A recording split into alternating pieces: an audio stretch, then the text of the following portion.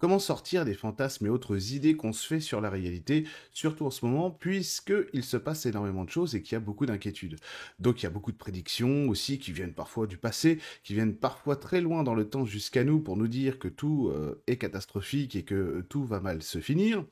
Et il y a aussi des prédictions faites par d'autres personnes aujourd'hui de manière plus actuelle qui nous prédisent aussi énormément de choses qui sont catastrophiques. Alors mon rôle à moi, c'est pas du tout en fait de contredire qui que ce soit parce que c'est pas du tout ce que je veux faire. C'est simplement d'essayer d'écouter ce que mes guides disent. Alors comment ça se fait que j'aboutis pas forcément au même résultat que les autres? Est-ce que ça voudrait dire que j'ai une oreille plus attentive, etc. Eh ben en fait c'est pas ça. C'est pas comme ça que les choses se passent. Ce que je voudrais vous expliquer dans cette petite vidéo, c'est comment faire en fait pour voir la réalité au-delà de ce qu'elle nous présente. C'est-à-dire avoir un nouveau regard sur la réalité, un regard un peu plus haut, qui nous permette de mieux percevoir notamment ce que nous vivons, mais aussi peut-être l'avenir. Et de cette manière-là, de sortir d'une espèce de torpeur, d'une espèce d'angoisse, comme quoi tout devrait arriver, etc., tout va péter, etc., et donc ce serait la catastrophe. J'ai déjà eu l'occasion de dire dans d'autres vidéos que des catastrophes, l'humanité elle en a connu, et des bien plus graves que tout ce que l'on vit actuellement.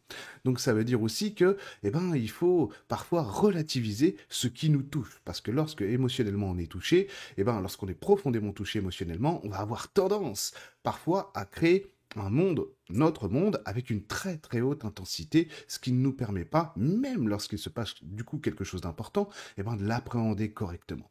Mais le plus important, c'est surtout d'essayer de voir les choses avec l'œil du divin, c'est-à-dire dépasser le regard qu'on a sur la matière à travers nos yeux humains de tous les jours et d'essayer de se plonger dans un regard plus divin pour comprendre la substance du monde et essayer de ressentir ce que Dieu cherche à nous faire vivre comme expérience. Et lorsqu'on se place de ce point de vue-là, lorsqu'on interroge ces mondes-là, on voit une autre réalité. Ce qui fait que, par exemple, lorsqu'il se passe quelque chose d'important, on va demander à nos guides qu'est-ce qui se passe. Est-ce que ça y est, c'est le début de la fin du monde, l'apocalypse, etc.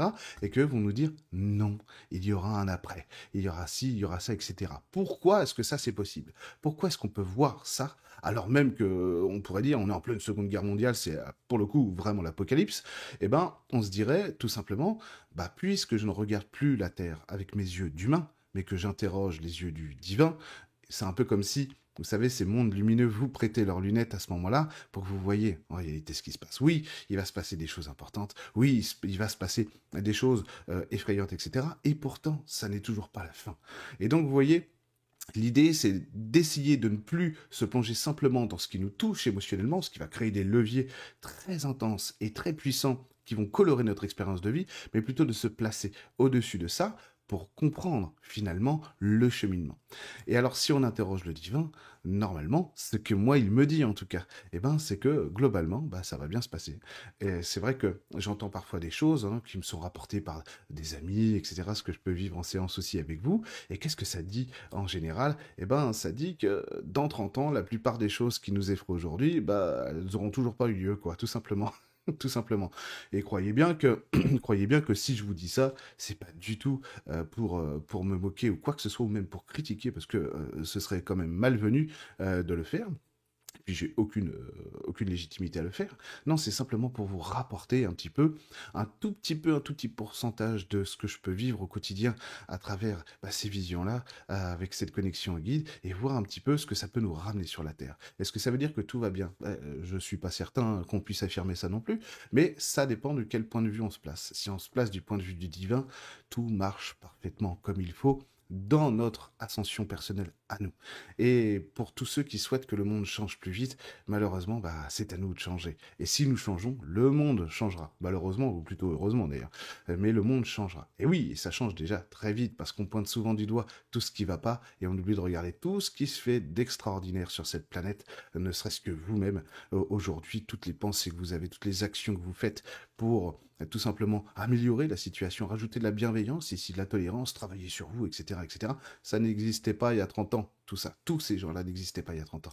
Alors imaginez un petit peu ce que sera le monde dans 20 ans, quand il y aura encore plus de monde qui fera ça. Et je parle même pas des vagues de volontaires qui sont une nouvelle vague de volontaires qui s'est incarnée et qui va encore plus accélérer les choses, etc., etc.